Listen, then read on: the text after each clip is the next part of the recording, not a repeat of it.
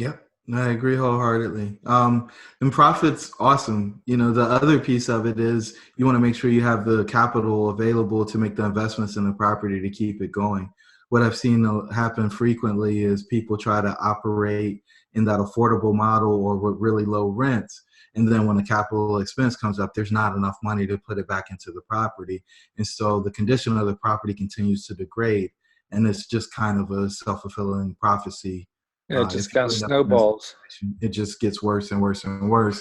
And so then they're forced to sell to people like us who want to come in and purchase a distressed asset, infuse the capital that needs to be infused in order to bring it up to, a B class asset.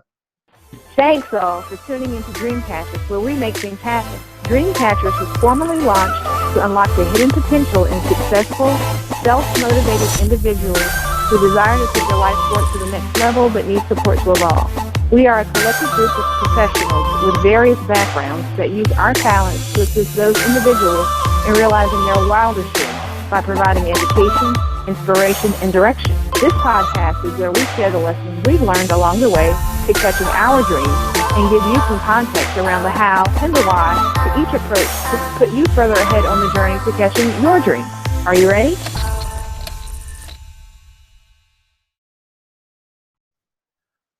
Welcome to REI Spotlight with your host, David Schwann, and today's guest is Jerome Myers, the Managing Director at the Miles Development Group. Welcome to the show. David, I'm so glad to be here. Thanks for having me, man. Thank you for being on, Jerome. Give us a little bit of your background and kind of how the 90-second look at how you got into multifamily real estate. Man, that's going to be hard. I typically start with that warm Sunday afternoon or Saturday afternoon when I was born at Womack Army Hospital, and my dad named me before my mom woke up from the anesthesia from the C-section. But I guess I don't have time to go through all that. But look, well, I mean, I'm not saying that it's not a very fascinating story. We'll go through we'll do the 90-second version now, and then we'll have people give us thumbs up that they want the first 18 years in detail, and if we get enough people, we'll come back and we'll do another episode on that. Okay, that's fair enough, man. So I'm an engineer by training. I went to North Carolina Agricultural and Technical State University, got a degree in civil engineering, left there and started working for a power company. And I didn't really know what I was getting myself into. Got on a leadership track, got an MBA along the way, went into consulting. Did a couple of different firms, ended up at a construction company. And that's when things kind of hit the metal or rubber met the road, however you want to look at it. We built a $20 million business. I was employee number 2 in January. In August, we had about 150 people on the team doing EPC work. I was responsible for everything from getting permits and acquiring real estate to doing engineering design and actually completing the construction. And so that was the closest thing that I could get to entrepreneurship without actually taking a pay cut. And I knew kind of early in my career that I wanted to be an entrepreneur, but I kind of had those golden handcuffs. And so in November of that year, we had to lay off half the people that started working with us. And I was like, there's something wrong about this. It doesn't make sense. Yeah. And I remember having a conversation and everything kind of came to a head on Christmas Eve. And I was like, man, look, we need to figure out another way. We shouldn't lay people off, et cetera, et cetera. And my boss was like, Jerome, I'm tired of arguing with you. It's 5 o'clock. It's Christmas Eve. I'm done. And he hangs up the phone. And he was like, just pick the people who are going to be fired and, we'll move on. And so, what do? He was the senior vice president. So we picked him, we moved on, and we did another $20 million the next year. And you know what my reward was for all of that? A $30,000 bonus. I made $6 million in profit, and I got a $30,000 bonus. And so I asked for a pay increase, and my guy said, you're overpaid already. I was like, okay, there's enough of this. And so I started planning my exit. And so I got real aggressive on the savings. I saved about a year worth of expenses, and I jumped out. I said, no more corporate America, no more layoffs. And oh, by the way, we did more layoffs at the end of the next year. And it's just there's just no reason for us to be doing this. It's like, look, we need to manage this better so that we're more consistent and so that we don't have these hits. It's like, look, when people come to work for us, they're parting with their most their most sacred item that they will ever own. They are giving it to you for a return of money.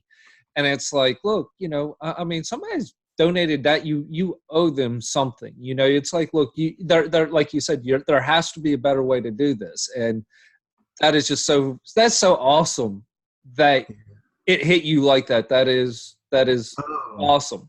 Dude, I don't even celebrate the holidays anymore. Like it cut me open and put all my insides out on the street. I remember not eating for a few days because, I mean, these people literally committed their lives to what we were doing. We had wives of sailors who didn't move on to the next duty station because they wanted to continue working on the project, and it was really a family kind of environment. And the best part for me was, I got to set the culture. I didn't have a boss that was in the state. I had 3 different supervisors over the course of about 18 months, and none of them lived in the state of Virginia. And so I might talk to them every other week and see them once a quarter. And so that really gave me the confidence that I could go out and do it on my own. And, I didn't need to do $20 million in revenue, but I could do something smaller than that and, still be able to satisfy what I needed in order to live off of. So yeah. It's like, look, well, I got that $30,000 bonus, and it's like, well, I made them $6 million. If I make half of $1 million, 1/12 of what I made them, I'm good. It's like, good. Yeah. It makes you go, well, I got that much. That shouldn't be that hard for me to do. I do it every day now. So, if I jump back to college, I used to sit on the stoop, and I don't know where the majority of your listeners are, but in North Carolina, the stoop is some form of stairs near a doorway. At the stoop, and we trade magazines and so on and so forth, and we were really interested in trying to find passive income or financial freedom. And one day we were sitting there doing the math as back of the napkin. It's like, all right, we pay $400 a month in rent. There's 18 units in each building. There's 8 buildings here, and those numbers probably aren't right, but what we came up with was that the apartment complex was generating about $700,000 a year in income. You're like, okay, so who owns that? And like, where does the money go? And we didn't have any of those answers, but we knew that we wanted to own apartments. And so fast forward 15 years, and here we are. We've done it. We've, exceeded the potential for what we thought we would see back in, I guess it was like 2001, 2002. It's been a long journey, but we got back to the basics. And, the first deal, and I don't think any deal actually ever goes the way you plan for it to go, but, you just learn so much so quick. So, we've come full circle and got back to the roots that we thought we were going to get into from the beginning. Awesome. That's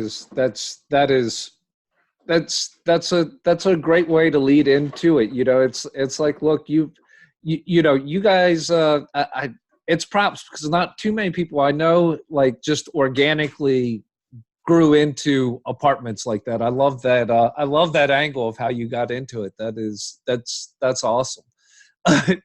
It's like a lot of people, it's like, no, there wasn't no guru. I just went and I realized that I want to know this, and then I'm going to go find out what it is. And you went and found out what you needed to know. That's, I love that spirit. That's great spirit. That is awesome. So now that we'll pivot to say, okay, now you've gone through all your due diligence. You've just closed, you've done all your pre-work. You've just walked in, and it's like, okay, I've kind of met these people before. I know, it's that exchange over, and it's like, okay, here's day one. We woke up in the motel room. How's that process start to unfold, right? Like on day one, what's that like?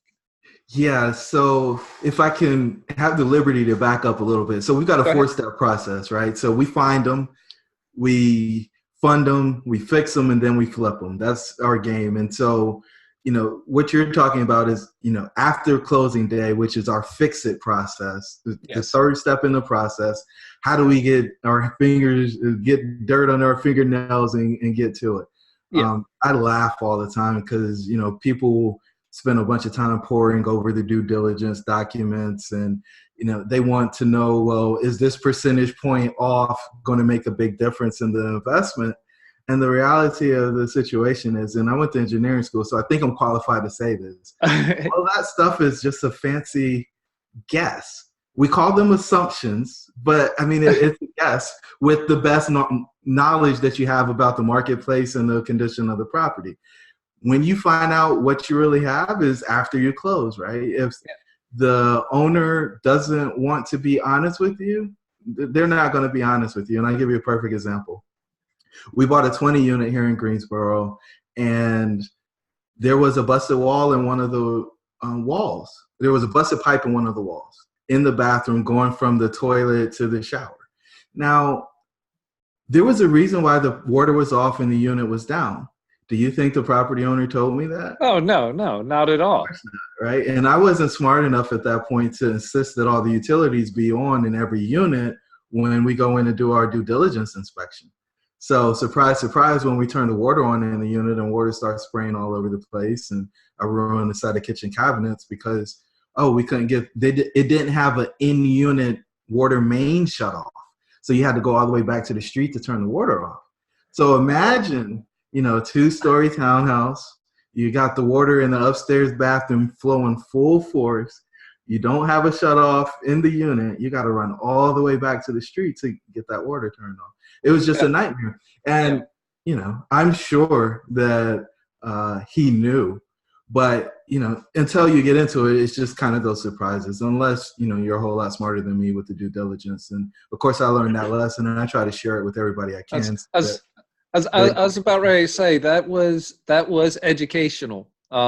It sucks. And, it's like, look, education can be painful. It may be mentally painful if you're reading somebody else's experience and, putting that knowledge in your head. And then the most painful is when it just hits you, but it's like, look, it's okay. There's my lesson. That was, that was whatever the expense was that it cost you. It's like, okay, I learned a $30,000 or a $30,000 lesson right there. And, it's called there went $30,000 into my education fund, but I can guarantee you, I will never buy. I will never do that again. Ever, we got it. I got that lesson. And it's always interesting when I talk to folks now, you can get coaching and there's a lot of programs, and it's interesting. You mentioned the $30,000. I talked to one coach, he was $40,000. And I've seen other programs that go up into the 50s and 60s. And I just don't know how most people can afford that stuff outside of, boosting a credit card, and then being in a bunch of debt. And, at the end of the day, everybody's got to get their start. I wouldn't encourage anybody to go through the school of hard knocks. I think that was the wrong way to do it, but I did it. I still here, and I don't have one of those $30,000 boo-boos, but I do have enough of those smaller ones that, maybe it's a death by 1,000 cuts, right? Yeah. So, you asked about the fix it phase, and so we're getting ready to close on a 10 unit, and I'm thinking about this with what are we going to start doing week after next? And I think the first step for us is really about doing an assessment. I think probably the most challenging thing is knowing who's going to pay, who's going to stay, and who's going to move out. If I go back to my experience with the 20 unit, we thought we had 4 vacancies out of 20. It turned out that 3 people moved out the day after closing. So we went from 4 vacancies to 7 vacancies just like that, right? And so now you're down to almost 50% occupancy. If you weren't conservative in your underwriting, you're in trouble. Definitely. Fortunately, we were really conservative in our underwriting. So we were able to manage that. But the first thing you want to know is who's going to stay, who's going to actually pay, and who's going to go. and I lump it into those three buckets. The people who stay don't necessarily go. In our business, we've decided that physical occupancy doesn't matter. What matters is economic occupancy. So how Yes. many folks are actually paying rent and paying rent on time, right? Because every time that you got to file those legal expenses or those legal fees, it's money out your pocket. And depending on how much rent it is, it could be up to a quarter of what your rental income would be for the month. And so now you got to try to figure out how to recoup those dollars. And I mean, it just gets into a spiral because we focus on, workforce housing. And, it was funny. I heard an interesting statistic that said that most people can't afford an unexpected $400 expense.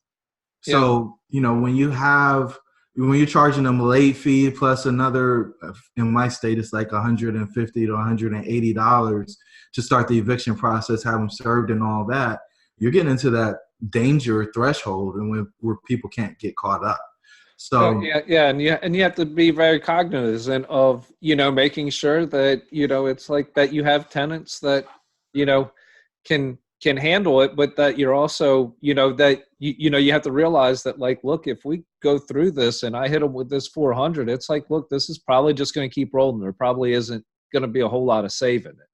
Yeah, there's another eviction on the way, right? So, and that for me is painful because it takes about 45 days for us to get a person out.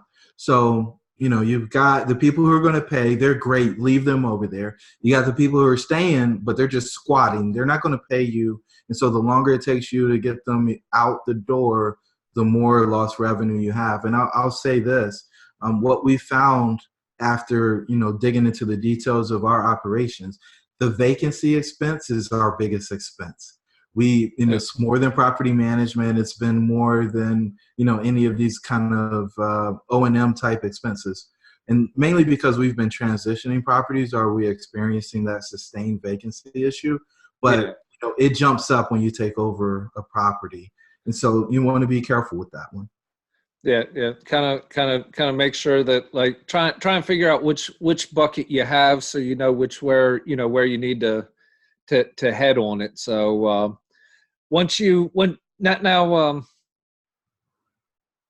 how do you once you've gotten them segmented into their buckets of who's going to stay, who's going to go, whether it's willingly or in the next 45 days unwillingly, if not. But after you kind of get that situated and you kind of have that feeling of what you're going to do, what's your next step from that?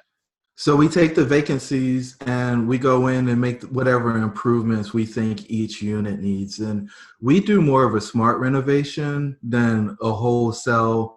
Everybody's getting paint, everybody's getting cabinets, everybody's getting countertops, everybody's getting floors. We go in and do a condition assessment. And if the stuff is serviceable, we keep it. The only thing that probably doesn't get a pass is toilets. We like new toilets just because they're lower flow, and if there's a property where we're paying the water bill, we want to make sure that we've got either great new guts in the toilet or a new toilet so that you're not dealing with the running water issues. Yeah, kind of hold, keep that, just be able to keep all that, be able to cut that consumption cost and do, low flow faucets and all that stuff, just to kind of make sure that you're saving what you need to, but, not necessarily rehabbing a whole complete unit just for the sake of rehabbing a whole complete unit. You're just, you're just rehabbing. You're only doing what you need to do. Right. And so we'll go in and we'll dive into those and get those turned as soon as we can so that we can get them on the market. And we're going to bring them on the market at, whatever the pro forma says we thought we could do. We're going to try to get market rent immediately. And we'll do some testing. We may even go a little bit over what we expected market rent to be just to see what the market will take. We found that as long as you're within about $150 of whatever the other residents are, you can kind of integrate different, socioeconomic classes. I guess that's the best way to quantify or classify it. But once you start getting more than that, you start getting into trouble because they tend not to have similar values. Yeah. It's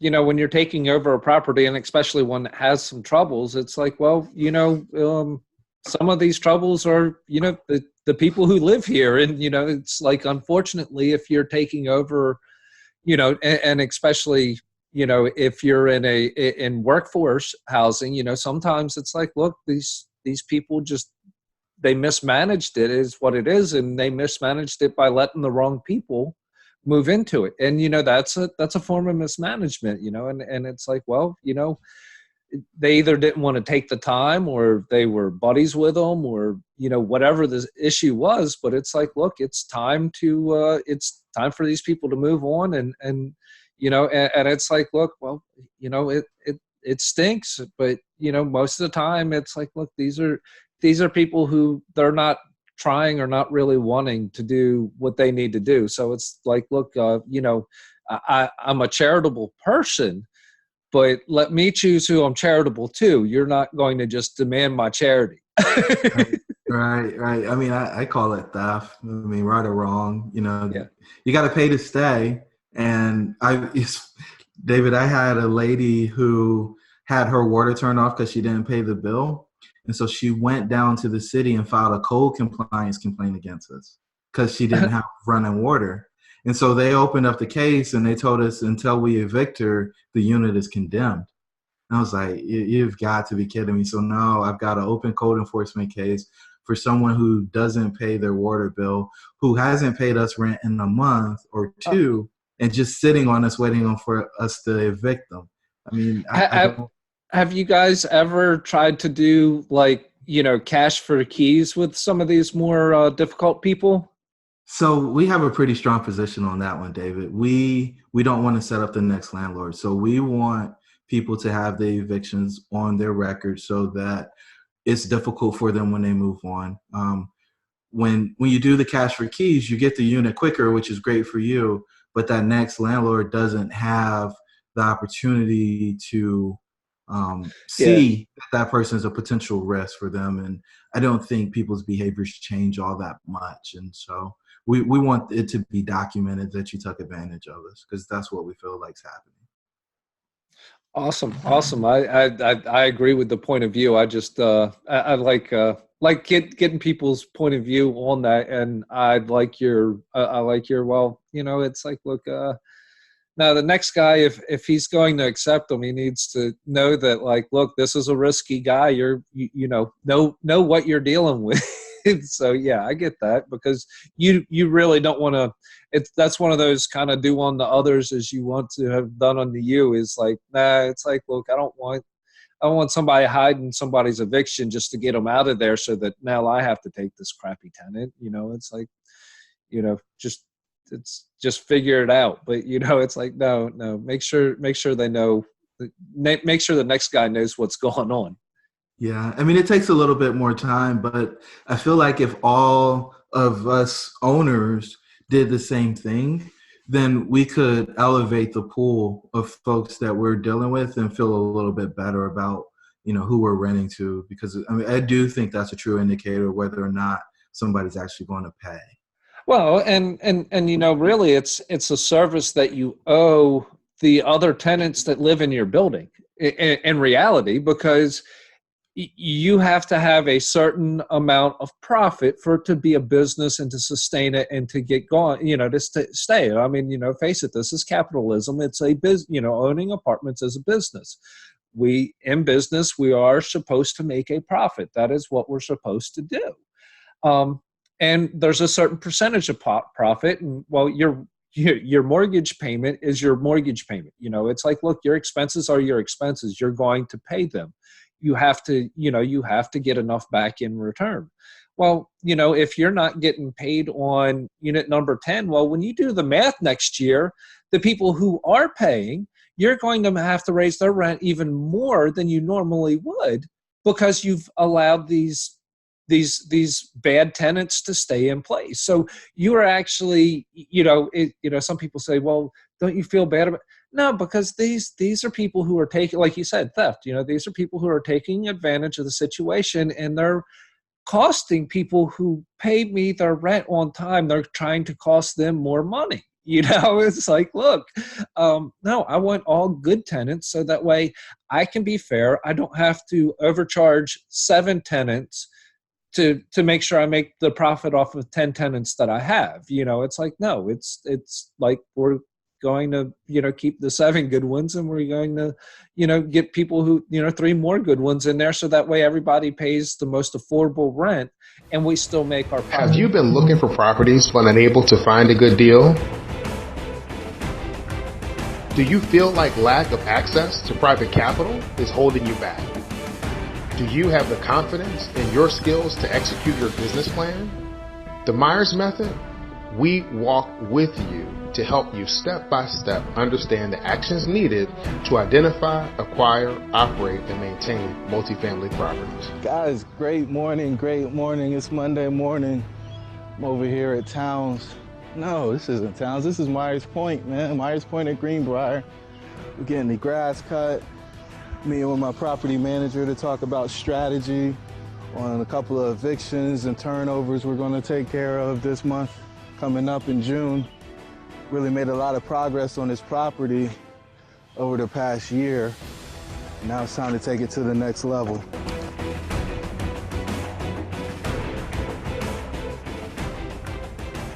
I agree wholeheartedly.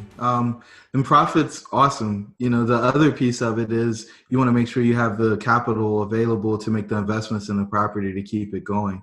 What I've seen happen frequently is people try to operate in that affordable model or with really low rents.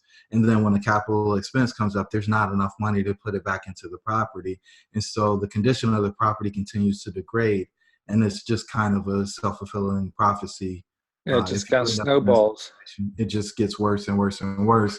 And so then they're forced to sell to people like us who want to come in and purchase a distressed asset, infuse the capital that needs to be infused in order to bring it up to, a B-class asset. Yeah, being able to, it's like, look, just, if you're going to hop in and play this game, you better know, make sure your numbers are good, people. It's like, look, it's, just acquisition isn't enough. It's like, look, and I guess this is kind of like a little bit of an stepping back to the underwriting side, but it's, right. It's kind of like, from an educational standpoint, this is why, when you're looking at somebody's underwriting, that they have budgeted for, these vacancies, and you should understand what the whole business plan is and what the business model that you're trying to achieve on this project is, so that you understand that, like, look, this is a C-class neighborhood. It's been mismanaged. Just for us to have the opportunity to get it back to right management, it's like, we're going to have to take it down to 50%, because that's all the good tenants that happen to be there. It's like, look, we got to, it's going to be down there, and then we're going to do our thing, and we're going to move it back up, and we're going to get it back to the occupancy that it needs to be. But when you're looking at somebody's underwriting, you need to make sure that they've factored in that, if it's a distressed property, that, part of the business plan is, re-tenanting, part of the complex, that, you've just looked at the rent rolls and know that, like, look, there's 3 people that they just need to go. They're costing us money. And, you realize that just from your due diligence. It's like, okay, these guys, they're a burden on this business. They need to go. They're a loss. So, but, it's like, look, just because like you said, if it takes you 45 days to kick them out, there's 2 months. There's 2 months of vacancy right there. That's what it is. So, for your first 2 months on your P&Ls, there's 30% vacancy that is going to be there, or you need to have planned for it to be there.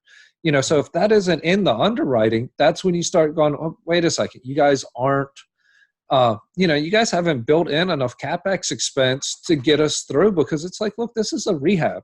Rehab means that you're going to have to, you got some work to do on the unit. So you have to allow time to actually do the physical work. And then you have to allow time to get it, get tenants back in there.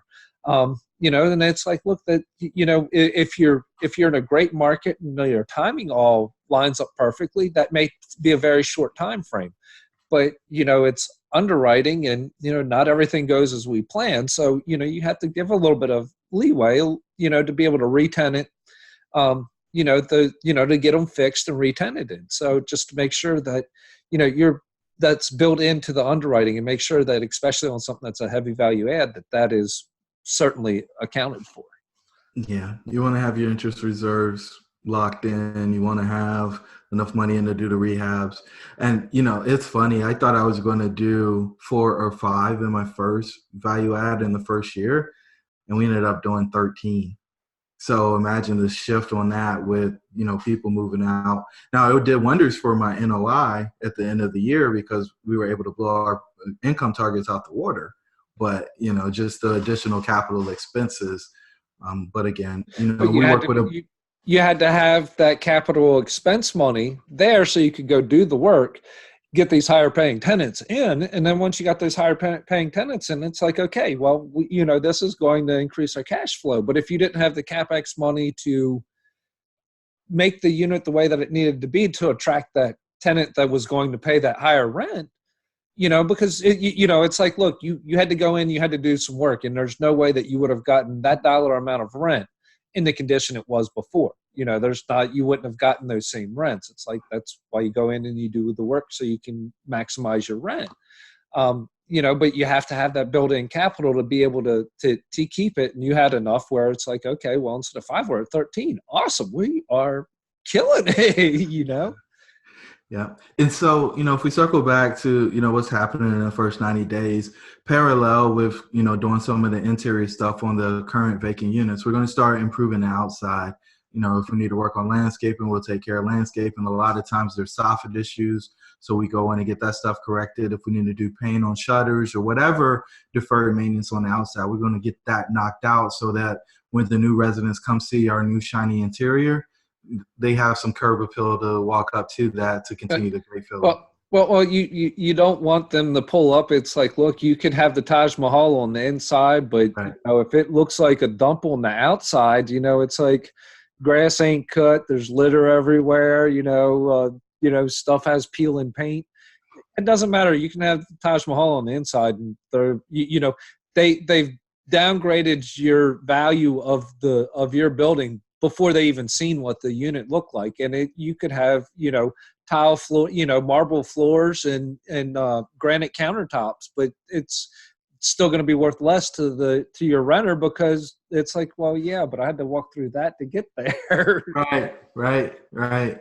And so, when we do that, when we finish up the exterior catching up of deferred maintenance or whatever improvements we're going to make, we're going to approach the residents that decided to stay, and we're going to give them a bump. We're going to give them a rent bump and start getting that cash flow recoup that we put out into the property. First thing we want to do is deliver some value, make it nicer for them. But then the next thing is, okay, we need to make an investment. And typically what we try to do is find properties that have month-to-month leases primarily. And so some of those folks that decided to stay may decide to leave at this point. But we're already in the rehabilitation mode, right? So we're already getting in these units. And so if they decide to move, we can turn that unit, bring it to the new standard, and, put it on market at the new rate. And so, we just continue this process. And what we find is a lot of people have been hungry for the improvements, and they're willing to pay a little bit more in rent because of it. So we continue that cycle. And as people move out, we improve the units. If they don't move out, we don't make investments on the interior of the units unless there's something, majorly wrong and they're living in conditions that are not up to what we think people should be living in. Yeah. It's like, look, if it's a substandard apartment, we're going to go fix substandard. We're not going to make somebody live in substandard. It's like, look, there's a certain level that, you're not moving out, but we still got to bring this apartment up a little bit because this, the level it's at just it's not right. So we're going to fix that. And you know what? A lot of the residents, I don't know if I want to call them nosy, but they're interested in finding out what's going on in the new units, right? So they'll come in, they'll peek their head in and ask if they can walk around and so on and so forth. And we always ask them, hey, do you want to move over into a new unit? And, here's a new rate for the new units, et cetera. And, if they want to make that transition from the unit they're in into the new one, it speeds up our turn process. And, for us, that makes us happy, but we also like saving the capital investment in the instances where people don't want to move but are willing to pay a little bump on their rent. Yeah. It's like, well, yeah, either way, we're accommodating either way. It's like, look, if you want the newer shiny unit, we'll work on that. Or if you want to stay where you're at, that's fine too. It's kind of a win-win either way with you. It's like, well, we either get to turn it or we get to, make a little bit, get a little rent bump anyway. And it's like, okay, either way, but we're good. It works in our favor either way. I love a win-win. Yeah. And for them too, because they've got a nicer place to live, right? And at the end of the day, that's the goal. And that's what they're paying for. They're paying for more comfortable accommodations. Yeah. And it's like, look, some people are like, well, yeah, if I have this upgrade, I'm fine paying a little bit more for it because I'm more proud of it. People are proud of their homes, even if it's a rented home, they're still proud of their home. You're always proud of where you want to be proud of where you live, so it's like, yeah, it's like, I like it. So, and I'm, and those are the tenants that you want to keep because if they have, they have a little bit of pride in where they live, they treat things better and everything just goes better. I agree wholeheartedly. And that pride of ownership is the difference maker. And even with I guess I can't call it ownership, but you guys get the point, right? They live there. They're proud of where they live. But our goal is retention, right? Because once we turn them, if we've got to turn them again, it can eat all your profit for the year that you made on that unit. So, we want people to stay 2 and 3 years so that we can actually get the money out of the investment that we made in year one. Yeah. That's get that ROI that you were planning on, without having to turn it. Yeah. So it's definitely, no, I think we should all do, whatever we can to reasonably keep the tenants that we have and keep them for as long as we have. But, and that's the whole thing is like you said, retention, it's, weed out the tenants that you don't want, but the ones that you do want, treat them right and treat them fair, and they'll keep treating you right and treating you fair. Mm-hmm. I agree. And it's funny because it's not just the residents that you want to treat right. You got to treat the property right. Your property will turn into an alligator and all you do is feed it, but it doesn't give you anything back. But if you love on that thing and treat it well, it'll become that goose that keeps laying those eggs. So you feed the goose, it lays eggs. You feed the goose some more, it lays some more eggs. Yep. We try to think about our properties that way. Awesome. So would you say that would probably just about sum up that first 90 days? That's about where you're... Yeah, for me, that is the fix-it process, right? We continue to do that, and then we iterate and we make small adjustments. But the goal is always to execute on the business plan, right? Whatever we lay out in our doc, based on whatever assumptions we had, our goal is to go through that and see if we can execute it, see if we can prove our rent premiums, see if we can reduce those expenses that we targeted to reduce, and make those capital improvements in the property. And, if we do that well, we get rewarded. If we don't, then, it could be bad news. And I've seen many people who've had to sell properties because they weren't able to either execute on their business model or the business plan that they created wasn't one that was going to work for the property that they tried to apply it against. Yep. Awesome. Well, thank you so much for educating everybody on that.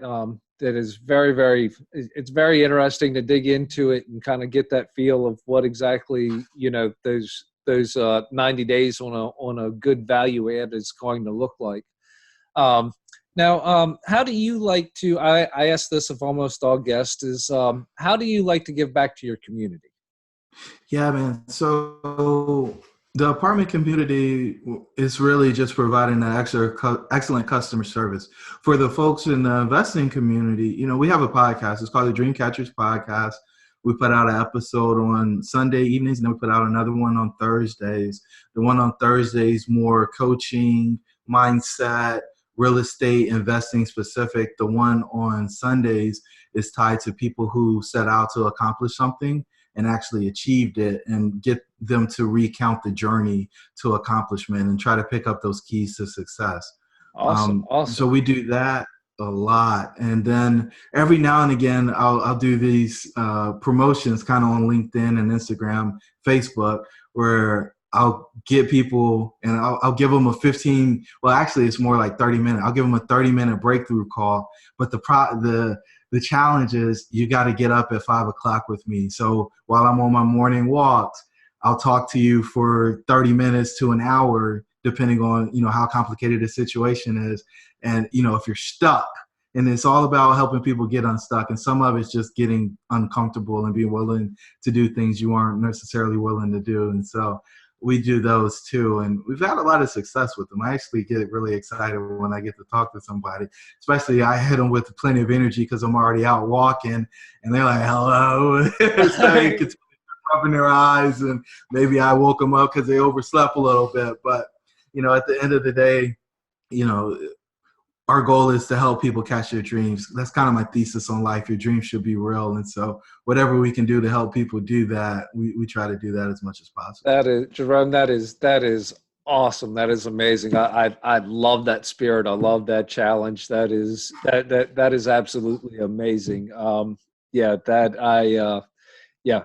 absolutely love that.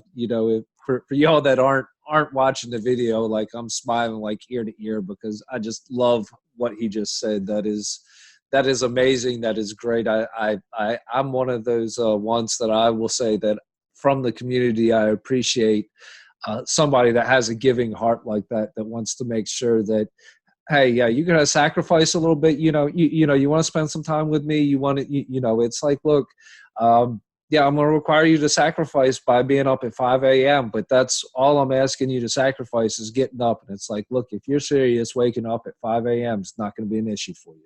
If you're serious about fixing what you want to do, that's a little bit of an accountability. It's like, look, okay, I will spend my time and I will give you my knowledge and I will share. I don't mind doing this, but I'm going to make sure that you're real about this because I don't like wasting my breath. I like that. That's ingenious. I love that. It's like, yeah, I'll give you advice all day long as it's 5 a.m. It's got to make it a little inconvenient so that the folks who aren't serious about it stay out of the way. I want those folks who are actually going to make a difference. Because for me, it's an investment, right? Our time's our most precious resource. And so if I'm going to give you some of my most precious resource, I want to get a return on that investment. And it's not so much that, there's a transaction there, but me seeing you do well and actually accomplish what you set out to accomplish is just as good as me doing it. Like I genuinely get excited about people accomplishing it because then it makes it real for me. I know that dreams can be real because you did it, right? And it's just that confirmation bias. Yeah. Oh, well, it's that like, look, I'm jacked. I'm super excited to help people, but it's like, look, I don't want to put, it's like, look, if I'm helping you, I'm truly helping you. I am walking side by side. I'm holding your hand. We're pulling this along. I'm helping you with whatever it is that you're doing. It's like, look, I'm here. I'm helping you. But if I'm putting my time and energy in it, I just want to make sure that that if I'm putting my time and energy in it, that you're going to put your time and energy into it. And it's like, look, as long as you're putting your time and energy in it, I will help you and put as much as mine in that I personally can. So it's like, but it's like, look, I'm not going to sit here and I'm not going to pull you across, I might help you across the finish line, but I sure as heck ain't pulling you across the finish line. Awesome. Yeah, I had a bad habit of wanting things for people more than they wanted them for themselves. So I had to put in some of those, I guess they're called toll gates or, some of those barriers so that I don't get in a situation where I'm trying to, like you said, pull people across the finish line. Yeah. It's, but that is amazing. I love how you're giving back. Jerome, what is a good way for my listeners to get a hold of you if they want to? I think the best way is to connect with me on LinkedIn. Okay. I'm the only Jerome Myers, and it's Myers in Greensboro, North Carolina. So you can find me there. If you want to hear some of our content on the podcast, it's the Dreamcatchers podcast. It's on all the major podcasting platforms. And we also just started video, so we've probably got 6 or 7 videos out on YouTube as well, and you can find that Dream Catchers. And then, if you want to get to, my business website, it's developing, but the E's are 3. So D3V3LOPING.com. And that'll put you in the game with me, and, contact us for them. We can get some time scheduled and do what we need to do in order to foster a mutually beneficial and productive relationship. Awesome, Jerome. I appreciate you hopping on here so much, and thank you for giving all the value that you have to my listeners. And until we get a chance to talk again, thank you so much. Thanks, David. Good talking to you. Thanks for having me on again. I really appreciate it.